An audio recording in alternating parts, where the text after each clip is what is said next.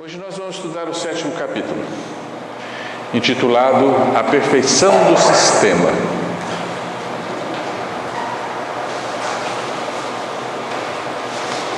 Este livro tem 40 capítulos, então nós temos aí uma jornada de estudo ainda para mais de um ano, porque nos encontramos uma vez por mês. E vocês têm mais do que suficiente tempo para lerem o livro, né? Nos intervalos dos estudos, inclusive colocarem em dia aqueles que ainda não tiveram oportunidade de começar a ler esta obra. Porque evidentemente aqui nós fazemos um pequeno resumo, mas vocês são fortemente estimulados a lerem o que o apóstolo de Gúbio nos trouxe. E este capítulo nos suscita uma questão muito intrigante para todo aquele crente na existência de Deus, para todo aquele que acredita que o nosso universo é criação divina, para todo aquele que crê, que nós estamos imersos numa realidade oriunda da inteligência de Deus. Porque o materialista, ele não está preocupado com certos pormenores da criação. Por que a criação é como é, por que ela existe. Então nós, como crentes na realidade divina, temos uma pergunta muito importante a responder. A criação em que estamos imersos, o universo em que vivemos, é uma criação perfeita? Porque Deus é perfeito e Deus só poderia criar também a perfeição? Isto é verdade?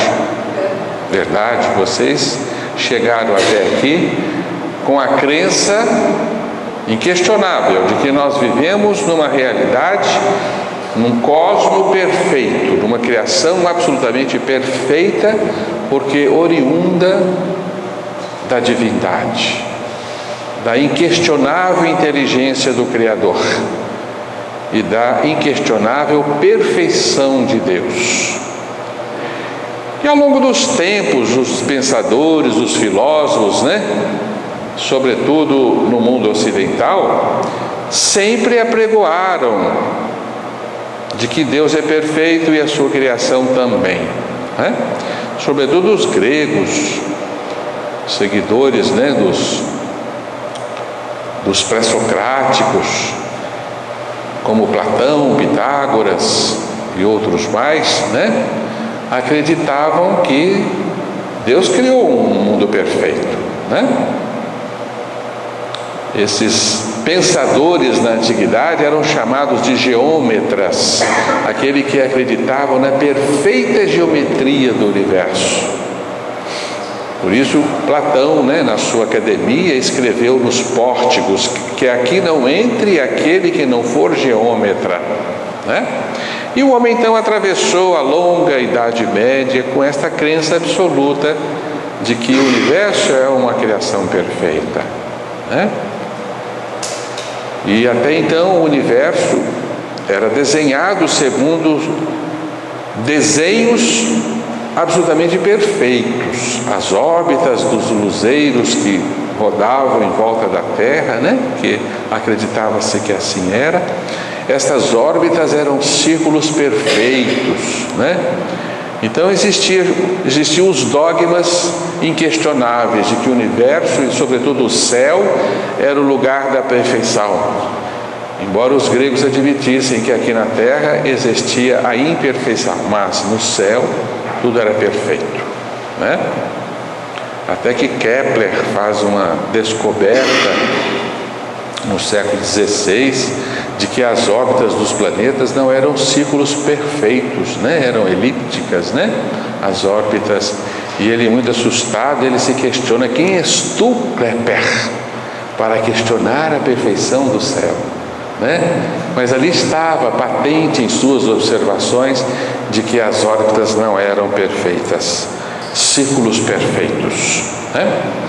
E assim o homem acreditou nisto, de que ele vivia numa edificação absolutamente perfeita, até que a ciência, sobretudo no século XX, começa a identificar e constatar a existência de imperfeições na criação. Portanto, a concepção de um universo perfeito começa a derruir, começa a destruir-se, né? Na concepção humana. Isso ficou conhecido como universo em desencanto, né? O homem começou a ver que as coisas não estavam assim muito bem colocadas neste universo. Então Deus, no século passado, século XIX, chegou a ser admitido como um relojoeiro perfeito que edificou uma máquina extraordinariamente perfeita, que era o universo, com as suas engrenagens muito bem calculadas, né? Deus deu corda nesse relógio. Esse relógio funcionava pelo seu próprio automatismo dentro de uma perfeição absoluta. Essa era a crença de Newton, né? E o século XX vai desmantelar essa ideia. Inclusive, pensadores do século XX vão afirmar que o relojoeiro é cego. Deus transforma-se no relojoeiro cego, né?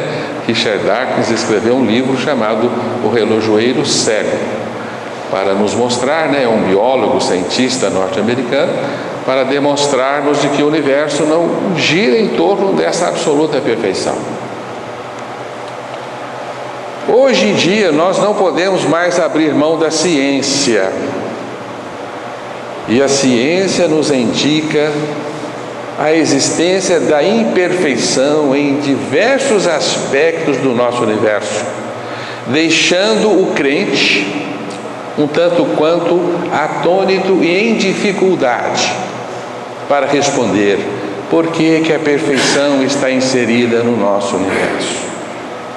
Nós aprendemos, inclusive, com a nossa ciência, que o nosso universo está evoluindo da imperfeição para a perfeição, não é assim?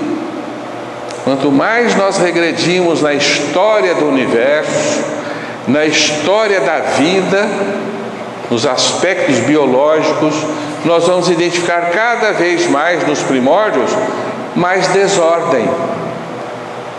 Tanto é que a ciência hoje já constatou para nós de que o nosso universo nasceu de uma big explosão, né? O Big Bang, onde se produziu um caos. E esse caos vem sendo ordenado ao longo do tempo, né? Inclusive o Gênesis Mosaico fala, né, que no começo a Terra era disforme, era sem forma, e Deus foi dando forma no universo, né? Então Deus foi moldando os elementos do universo, dando forma e colocando as coisas no seu devido lugar, deixando-nos uma interrogação: mas por que Deus criou primeiro a imperfeição, o caos? Por que Deus criou a bagunça primeiro, já que não existia nada, para depois ordenar essa bagunça no paciente e laborioso trabalho da evolução? Porque nós somos seres em perfeição, né? Estamos nos construindo e viemos então de uma desordem. Então essa pergunta, do ponto de vista filosófico e religioso, é uma pergunta intrigante para nós. Por que Deus criou a imperfeição primeiro, né? Por que a imperfeição existe no nosso universo? Uma pergunta que nos remete também para a destruição, né? Por que existe a destruição no nosso universo? Tudo se constrói, se destrói para se reconstruir, e nos parece um tanto quanto um mecanismo meio não muito inteligente de construir, né? Porque é muito laborioso, você constrói, destrói para reconstruir, para destruir, para construir de novo. Nos parece cansativo, e nós temos razão de questionar: mas é assim mesmo que o Senhor bolou? E é assim mesmo que o Senhor idealizou a vida? Né? Um universo em construção e destruições permanentes, né? Então hoje a gente está com essa pergunta um tanto quanto difícil de ser respondida dentro dos ensinos que nos chegaram, né, até aqui. Por que a imperfeição existe? Então eu vou começar aqui com uma tarefa muito difícil, que é provar para vocês, não provar que eu não tenho este gabarito e esta intenção, mas pelo menos mostrar um pouquinho para vocês de que a imperfeição está inserida no nosso universo. E ela é um fato. E nós não podemos negar os fatos, né, em obediência a uma fé, uma crença, porque a natureza não obedece à nossa fé e à nossa crença. A natureza é do jeito que é, né? Então existe uma galáxia situada na constelação de Peixes, chamada Galáxia da Antena. Essa galáxia está a 100 milhões de anos-luz daqui. Ou seja, a luz leva 100 milhões de anos para chegar da galáxia da Antena até nós. E essa galáxia tem uma forma côncava, assim como se fosse um prato curvado, né? Então ela é chamada galáxia da Antena, antena parabólica. Ela se parece uma antena parabólica, sabe? Curvadinha assim, né? Até que o telescópio Hubble foi lançado no espaço, um instrumento extraordinário com uma grande capacidade de resolução e um grande alcance. E o Hubble mirou a galáxia da Antena e fotografou a galáxia da Antena. E aqui está a foto da galáxia da Antena, foto então registrada pelo telescópio Hubble. E o Hubble então demonstrou uma realidade estonteante para nós. A galáxia da Antena, na verdade, são duas galáxias se entredevorando. É uma trombada de duas galáxias. De forma que nessa muvuca aqui, ó, nós temos aqui uma fantástica destruição de estrelas e de mundos. Já pensaram? Duas galáxias se chocando? Pensei que só vão brigar. Então a gente olha assim, mas espera aí, Deus traçou a trajetória dessas duas galáxias distraidamente? Ele se equivocou? Por que construir duas galáxias e depois fazê-las trombar? Teria isso um propósito? Essas humanidades que estão se destruindo ali, se é que elas estão lá, né? Elas estão, na verdade, cumprindo com algum karma, é um karma galáctico, né? O materialismo não faz essa interrogação. As duas galáxias se chocaram, é assim, né? Mas nós, como crentes na sabedoria divina, no absoluto controle do universo pela imposição da inteligência de Deus, nós nos perguntamos, mas como é que pode? Aí o telescópio Hubble começou a descobrir que existem outras galáxias se trombando. Aí a ciência descobriu que a nossa galáxia, Via Láctea, está em rota de colisão com Andrômeda, que é a nossa galáxia mais próxima, situada a 2.500.000 anos-luz daqui.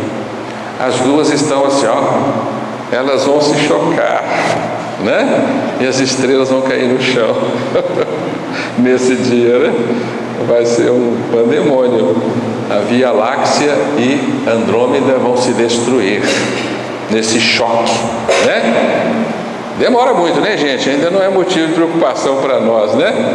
Porque ela está muito longe daqui, né? 2.500.000 anos-luz, né?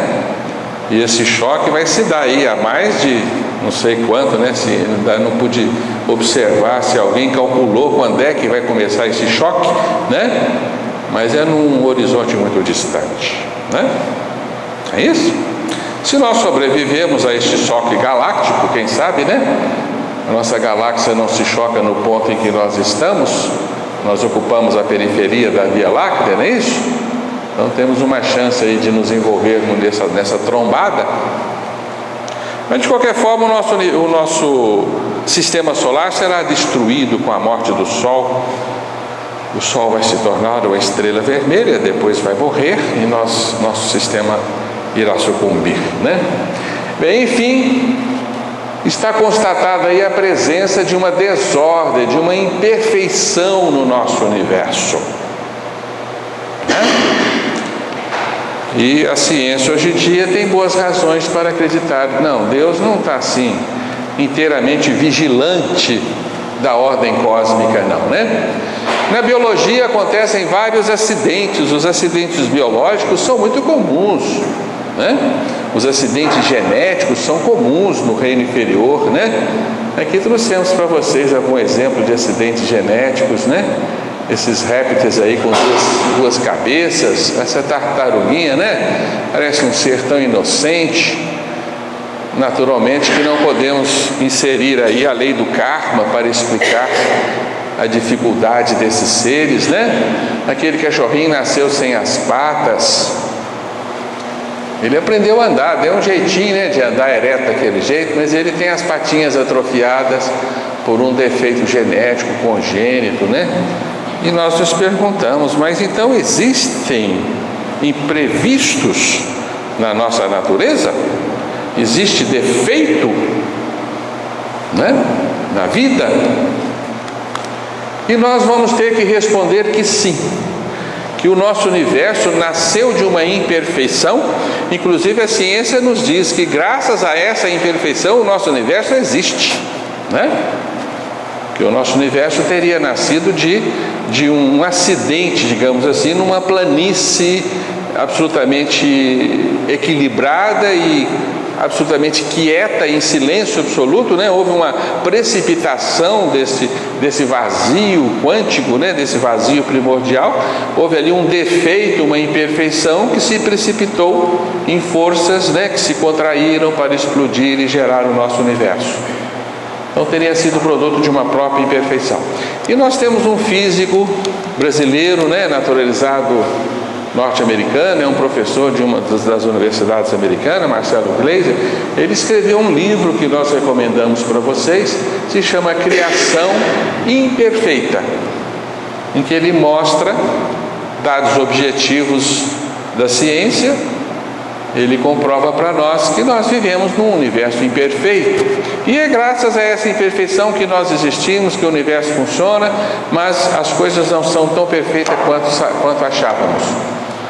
E diz ele assim nessa obra: o nosso universo aparenta ser produto de uma flutuação aleatória que ocorreu no vácuo quântico em torno de 14 bilhões de anos atrás.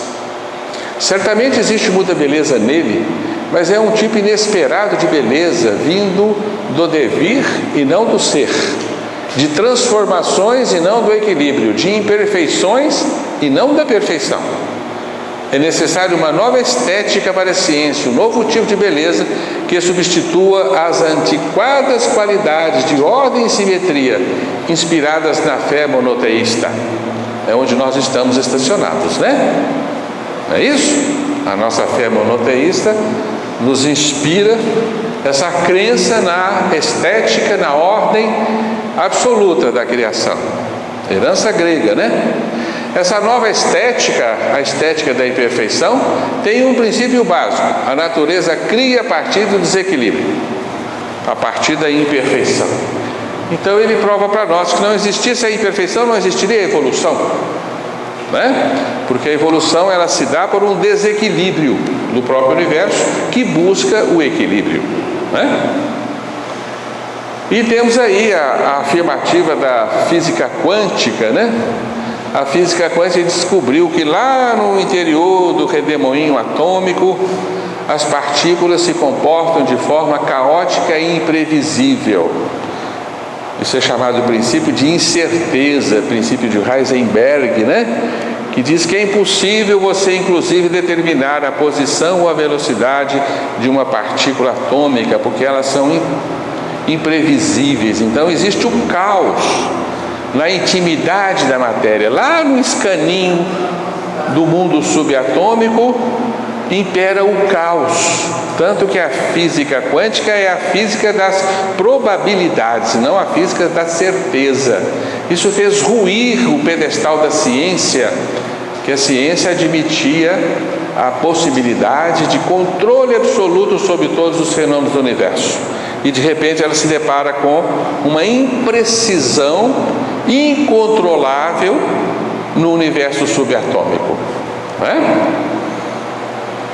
E aí Einstein se negou a admitir esta realidade e fez uma afirmativa que ficou histórica. Ele disse: Deus não joga dados com o universo, porque a física quântica descobriu que o mundo subatômico é um jogo de dados, um jogo de probabilidades, né? Onde as coisas ocorrem de modo imprevisto, né? Imprevisível, certo? É um jogo de dados. E Einstein se negava a admitir isso, porque ele era também um geômetra, né? Como nós somos, acreditava no absoluto controle de Deus sobre o universo. Então o universo tinha que ser perfeito, né? Mas infelizmente o Einstein teve que engolir esta afirmativa, porque ela estava estampada nas experimentações da física quântica. E hoje é uma crença, né, já muito bem estabelecida na ciência, de que o mundo quântico é um mundo maluco, é um mundo da imprevisão, um mundo da desordem. Por isso o Niels Bohr responde para Einstein, né? Einstein, pare de dizer a Deus o que ele deve ou não fazer, né? Deus quer julgar dados, deixa ele julgar dados, né? E o Stephen Hawking mais tarde respondeu: Deus não só joga dados, mas ele trapaceia, ele esconde, né? Mais do que jogar dados, ele dá um jeitinho, né, de esconder as cartas. De forma que nós estamos diante de uma realidade difícil de ser explicada do ponto de vista da fé monoteísta, né? A fé monoteísta é aquela que acredita na existência de um Deus que está além da criação, que cria, né, o universo dentro de um regime de perfeição, tá? Que é a nossa crença, né, cristã, nossa crença espírita, né, de que o universo é absolutamente perfeito.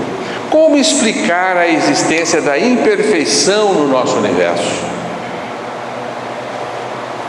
E nós já vasculhamos vários autores, já perpassamos, né, pela história do pensamento humano, e não encontramos melhor explicação do que aquela que está em Ubaldi. Ubaldi até agora para nós é o único que vai responder de forma convincente por que a imperfeição faz parte do nosso mundo. Por que o nosso mundo parece uma luta constante de perfeição com imperfeição, de ordem com desordem? Porque a nossa vida é assim, né? Nós nos ordenamos no seio uterino, né? Reunimos uma série de forças biológicas, construímos um corpo perfeitamente ordenado, que nos projeta na vida, nos permite o exercício da vida, mas paulatinamente ele vai se desorganizando, ele vai se deteriorando, né? Até chegar no ponto que a desordem biológica vence a ordem e nós morremos, não é? E nós já estamos nesse caminho em que a desordem está dominando a nossa desordem, né? Não é isso? Os cabelos vão caindo, as coisas vão, né, acontecendo, a velhice vai chegando, até o meu cérebro vai entrar em desordem, né? Eu vou entrar em demência senil, começa a esquecer as coisas, eu vou ficando meio gaga. É natural, a gente tem que aceitar isso com naturalidade, porque faz parte da nossa vida. Mas por que é assim? Por que o universo é esta luta de ordem e desordem, de perfeição e imperfeição, né? Por quê?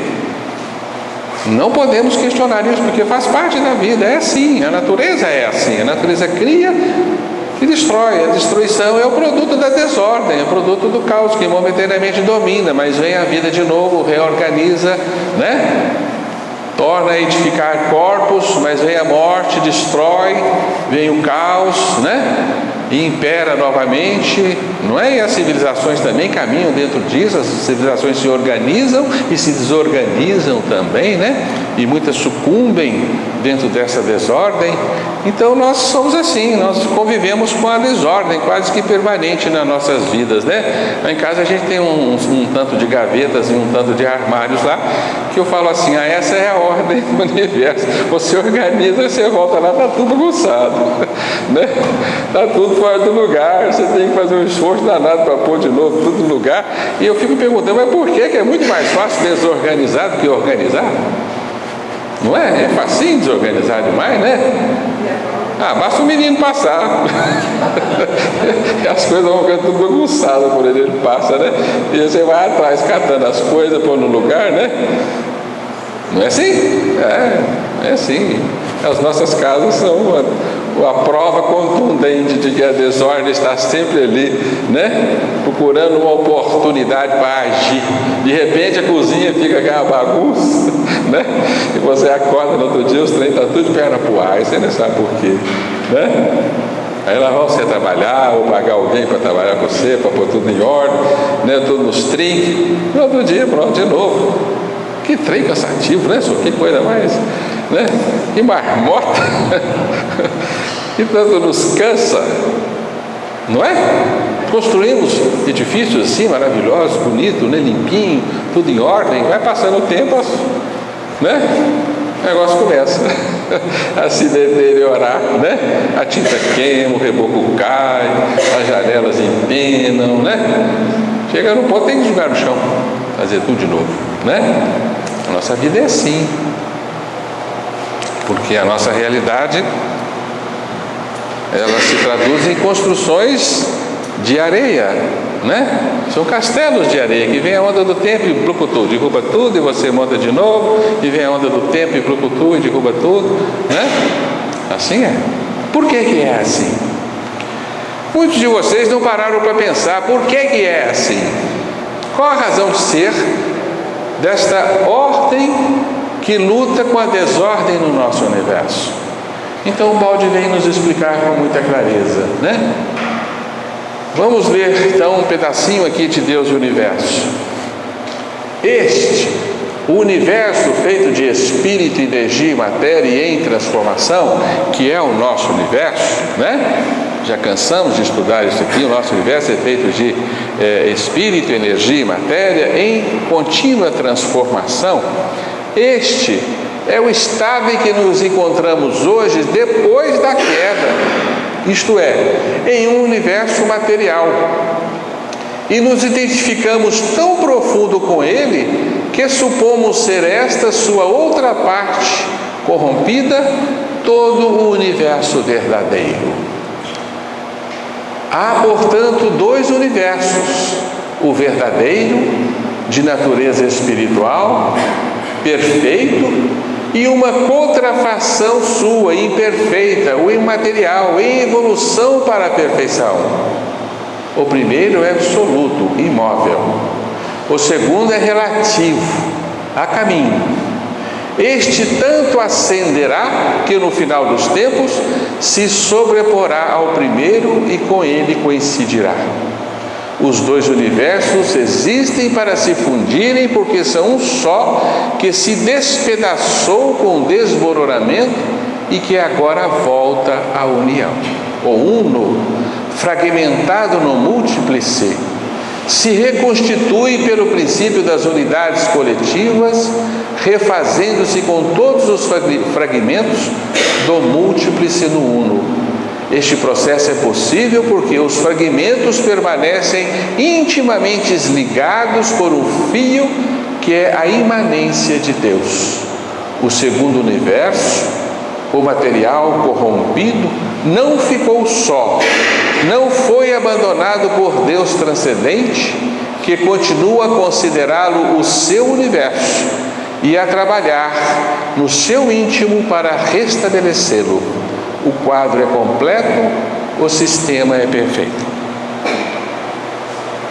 Então o balde nos propõe a chamada teoria da queda, para explicar por que o nosso universo é um misto de perfeição e de imperfeição. Porque o nosso universo é uma edificação secundária de Deus, não é a obra original de Deus. Isso é uma novidade. Porque nós achávamos que o nosso universo era sim o universo original que Deus criou para vivermos, e com o balde a gente passa a acreditar que não, que o nosso universo é produto de uma derrocada, de uma falência de parte da criação, parte dos filhos de Deus, que deixaram o universo primordial, o universo do Espírito puro, se revoltaram e criaram um outro universo, que é o universo em que estamos, né? Então o nosso universo não é o universo originariamente criado por Deus. Nós somos uma aberração, uma adulteração da criação originária de Deus. Isto é algo muito contundente. É algo que, se a gente acreditar, vai nos ferir a alma profundamente, porque isso diz respeito a nós. Porque se nós estamos neste universo, é porque nós participamos deste processo de revolta.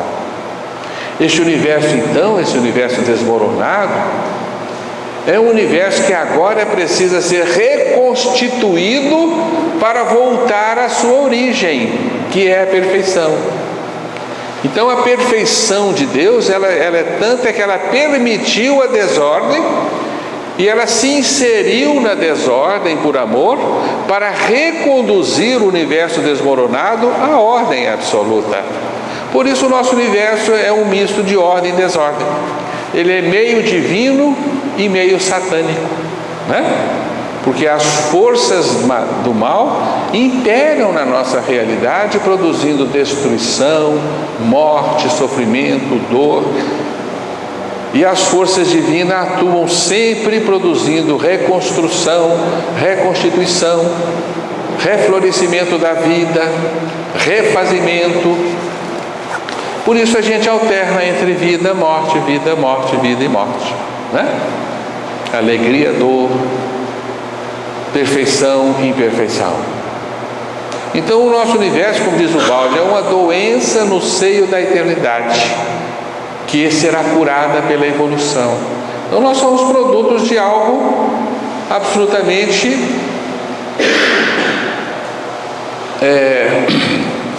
impróprio. O nosso universo é produto de uma revolta.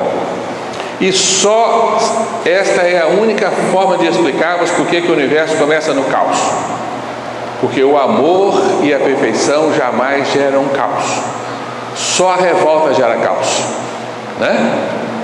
Então essa revolta está estampada nas tradições judaico-cristãs, né? Na queda dos anjos, na expulsão de Adão e Eva do paraíso, quando a vida de Adão e Eva, né? e a terra deixou de ser o mundo perfeito, né? A mulher começou a parir com dor, o homem tendo que trabalhar com o suor do seu rosto, né? Os animais tornaram-se agressivos, a natureza tornou-se perturbada, né? Incapaz de ferir o homem, né? Então, segundo essa tradição judaico-cristã, a nossa natureza ela se perturbou com a queda de Adão. E o balde está nos explicando isso hoje numa linguagem moderna, né? Houve uma rebelião no céu, que a gente ainda não entende muito bem, mas houve um apartar dessa realidade primária e absolutamente perfeita, que era o seio divino onde nós fomos criados. Então houve uma revolta, esses seres então que se revoltaram, que somos nós e todos que aqui vivem. Essa turma criou um universo físico, espaço-temporal, né, submetido à evolução, à transformação, à destruição, à reconstrução. Então esse universo não é o universo de Deus, por isso a imperfeição está patente aqui entre nós, né? Portanto, o balde dividiu a realidade em duas: uma realidade divina e uma realidade mundana onde nós vivemos. Céu e terra, né? A perfeição absoluta reside no céu, o universo divino, o absoluto. O nosso universo, essa bolha de espaço-tempo onde nós estamos inseridos, é um universo enderrocado, é um universo onde há desordem, e o Balde chamou este nosso universo de antissistema, e o universo original chamou de sistema, né? Então, esta obra Deus do Universo está estudando para nós essa situação. E nós então somos seres do antissistema, vivemos no antissistema, que é o anti-universo original, né? Por isso é que existe dor, morte, imperfeição, né? Sofrimento e toda essa labuta que nós permanecemos nela, né? Nesse capítulo, o Balde torna a falar para nós sobre o erro fundamental. Por que o Espírito se retirou da realidade divina? O que ele quis e que não podia? Ele desejou ser mais do que era. É o que Isaías, né, imputa a Lúcifer: serei maior que o Altíssimo. Nós chamamos mito de Lúcifer. Todos nós vivemos o mito de Lúcifer todo dia. Todo dia você quer mais, você quer ser mais cedo quer ser maior do que o vizinho, quer ser mais bonito, né, do que o vizinho, os seus parentes. Começa na infância, né? Quer ser o mais sabido, a menina mais bonitinha, e assim vai. Você quer ocupar sempre as melhores posições em detrimento da posição do próximo. Então é um erro nato que nós transportamos, né? É o nosso eco adâmico, o nosso mito de Lúcifer, ser mais do que é. Todo dia a gente acorda nesse mundo com essa intenção. Até no trânsito, você quer ser mais do que o outro, quer passar na frente do outro, né? E no nosso trabalho, enfim, se você prestar bem atenção em você, você verá, né? De repente você está falando mal do fulano porque você quer ser mais do que ele, né? Então você rebaixa ele. Então nós trouxemos esse retratinho aí, né, para simbolizar o mito de Lúcifer, né? O gatinho se vendo como leão no espelho. E o Balde retrata para nós: haver confundido semelhança com a identidade. O ser quis nivelar-se a Deus. Ao invés de engrandecer, ele estourou. A queda, né? Somos com frequência levados a repetir o erro fundamental, ludibriados pela mesma ilusão psicológica. Este é o eco adâmico que existe em nós, né? E que nós deveríamos estudá-lo com detalhes para nós então lutarmos contra ele e crescermos como convém. Portanto, nós vivemos numa criação cindida entre duas realidades, dois universos. O Balde chama sistema, antissistema. Sistema, perfeição absoluta. Antissistema, universo misto, perfeição e imperfeição, ordem e desordem, é onde estamos. A ordem existe aqui porque Deus continua presente nele, é claro. Não há como sair do campo de Deus, né? O Balde representa essa ideia falando-nos de massas negras e massas brancas. Então nós somos massas negras dentro de uma massa branca. São dois sistemas girando, um em oposição ao outro. É um tumor dentro de um organismo saudável. Essa é pesada. O nosso universo é um brocotoma, é um tumor. E quem está vivendo nele? São as células tumorais. Somos nós, né? Somos células tumorais, né? Isso é pesado. E nós vamos chegar à conclusão pura e simples de que nós somos os demônios, né? Os próprios demônios, os anjos caídos, né? É isso? Isso é muito difícil ser aceito. Eu concordo com vocês que a tese de Balde é complicadíssima, ela fere o nosso orgulho, a gente prefere rejeitar essa ideia. Não, eu sou um ser bonitinho, estou seguindo aqui uma ordem divina de crescimento, né? É bacana assim, né? As coisas são como são porque são perfeitas. É legal pensar isso, né? Dá um certo alento, mas também nós nos distraímos pelo caminho. Não precisa andar depressa, tem uma eternidade, né? E essa ideia de Balde também é estupenda porque ela coloca em dia o Evangelho. Porque Jesus fala que o reino não é deste mundo. Nos concita a conquistarmos o céu, o reino de Deus, né? Não é isso? E veio resgatar alguém que está perdido, que somos nós. que é a doutrina da salvação, que se encaixa perfeitamente no Evangelho. Então essa ideia é estupenda, porque ela vai trazer o Evangelho e vai unir o Evangelho com a ciência, né? Então o sistema é o reino do absoluto, destrógeno é a perfeição, o bem é a felicidade, está além do tempo e fora das formas. Não é um universo de formas, é um universo de pensamento puro, né? O antissistema onde nós estamos é o relativo, é o universo sinistrógeno, né? Gira ao contrário, é o reino do caos, do atrito, da dor, do sofrimento. Aqui vivemos a curvatura do espaço e o tempo, como que é a ciência. A evolução é uma autocorreção deste universo. Um caminho mais longo, mas nós vamos terminar na perfeição depois que tudo for colocado em ordem novamente, né? O resultado final será a vitória suprema do bem e da perfeição, como Jesus nos prometeu, né? Nós vamos ser perfeitos como perfeito é o nosso Pai, né? Portanto, aí nós entendemos a existência do chamado dualismo universal. Por que o nosso universo está dividido entre perfeição e imperfeição, entre vida e morte, entre dor e felicidade, entre ordem e caos, né? Por que estamos dentro desse dualismo? Espírito, matéria e etc., né? O dualismo universal é a primeira consequência tangível que assim verificamos generalizada e cuja origem não se pode explicar a não ser com os conceitos acima expostos. Então esse dualismo é fruto da queda, ele não é uma proposta originária de Deus, porque Deus não poderia criar anteposição a si mesmo. Deus não poderia criar ordem e desordem, vida e morte, felicidade e dor.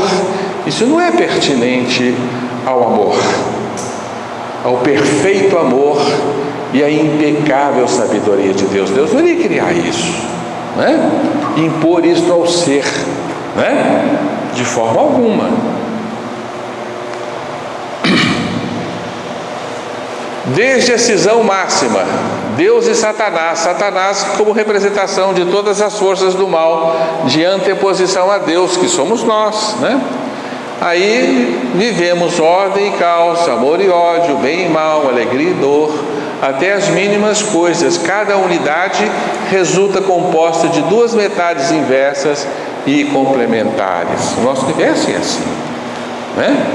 Século VI antes de Cristo, Lao Tse já havia proposto que o universo é feito de energias negativas e positivas, yin e yang, e que essas duas energias se abraçam num abraço indissoluto para gerar o todo, o tal, né? Dentro dessa simbologia perfeita aí, ó, o yin e o yang abraçado, né?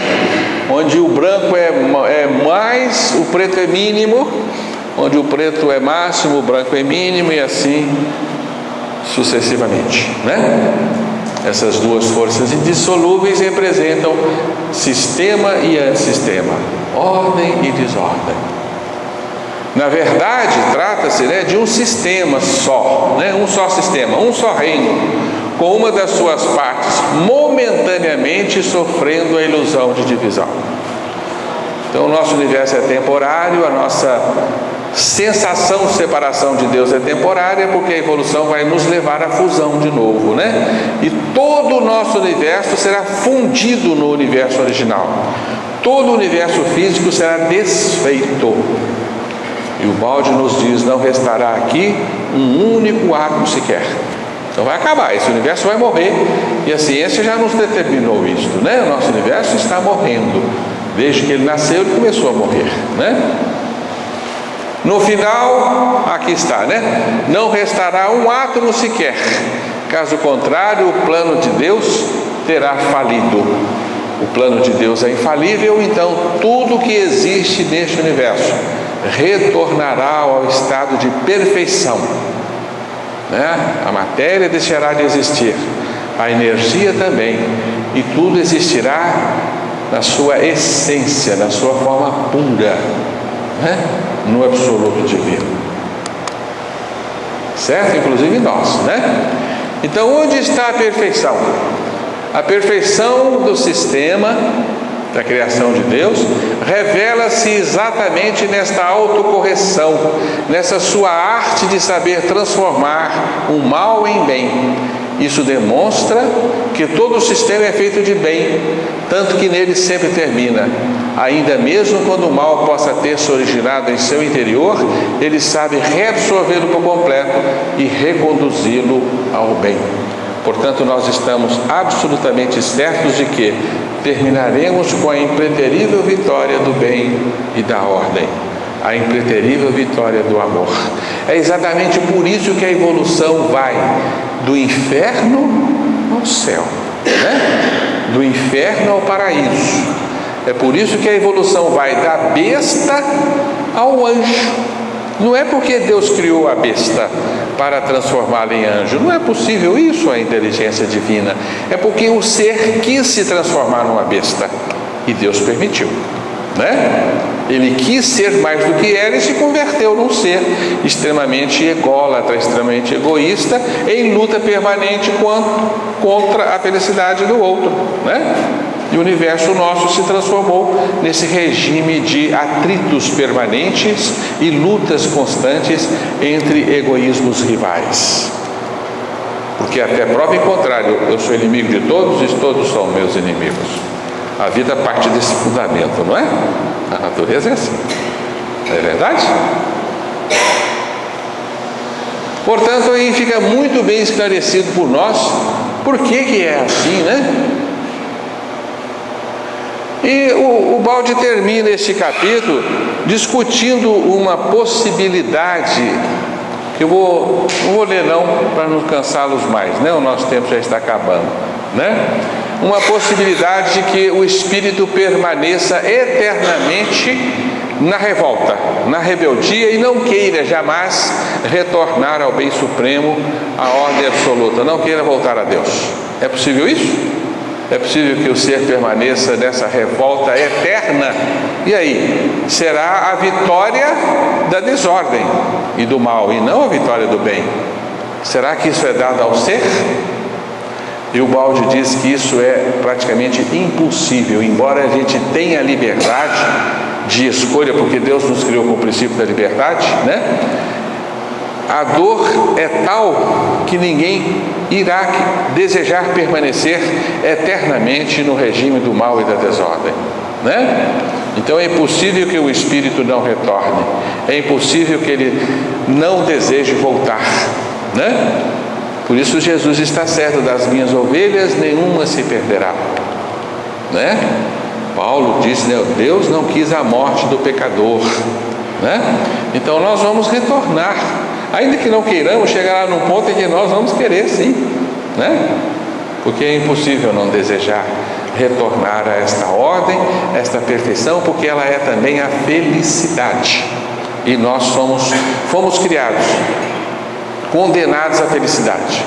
Então a gente acaba se convencendo de que a felicidade não é o exercício do egoísmo, a felicidade está no exercício do amor. Isso então é o bastante para fazermos-nos voltar, né? Portanto, existe uma possibilidade teórica de que o espírito permaneça eternamente filiado ao mal. E se isso acontecer, se o universo vai se dissolver e vai voltar ao absoluto, o que será feito desse ser que não quis voltar? Ele será desfeito também. Esta é a verdadeira morte do ser, né? Em que o ser se converterá no não ser. A substância divina que foi individuada e gerou o seu eu se desfaz. Ele perde o seu processo de individuação. É como desmantelar uma estátua, tirar a forma da estátua e voltar a sua substância ao estado original. Então, a nossa substância seria absorvida em Deus e nós seríamos desfeitos, né? Realmente deixaríamos de existir. Esta é a verdadeira morte do espírito, né? E muitos condenaram o Baldi, dizendo que o Baldi trouxe de volta o inferno eterno. Isso não é o inferno eterno, né? Seria suicídio metafísico. Seria, né? Mas o Baldi coloca essa proposta como uma possibilidade teórica, porque a lei de Deus é tão perfeita que ela terminará convencendo o ser de que esta não é a melhor posição para ele, esta não é a melhor escolha para ele. Nós já estamos nesse ponto, não já? Já estamos convencidos de que o negócio é conquistar o amor, né? Talvez se fosse possível, em tese fosse possível, seria impróprio chamar ele de inferno eterno, porque o mal seria extirpado da raiz. Deixa de existir, né? Como que você pode atribuir sofrimento a um ser que não existe? É, verdade. Nós consideramos inferno um ambiente de sofrimento. Você tem razão. Outra coisa também que seria mais à frente nessa obra, eu acho que é como colocar agora, que efetivamente o balde chama a nossa criação, assim como nós vemos a criação, como a imperfeição. Nem se poderia chamar de criação, propriamente. Né? Exatamente. Porque o nosso universo que nós podemos observar é exatamente a imperfeição. E, assim, analisando um termo assim, melhor para isso, não se poderia chamar de criação, nem de criação. Nem de criação, exatamente. Não é muito menos divina, né? E chega a ser um absurdo nós falarmos que o Deus criou o nosso universo, porque ele nasce da imperfeição. Não é isso? Hoje para nós é um absurdo falar que esse universo é criação divina. Deus está presente nele, porque senão não existiria a perfeição que ele tem, né?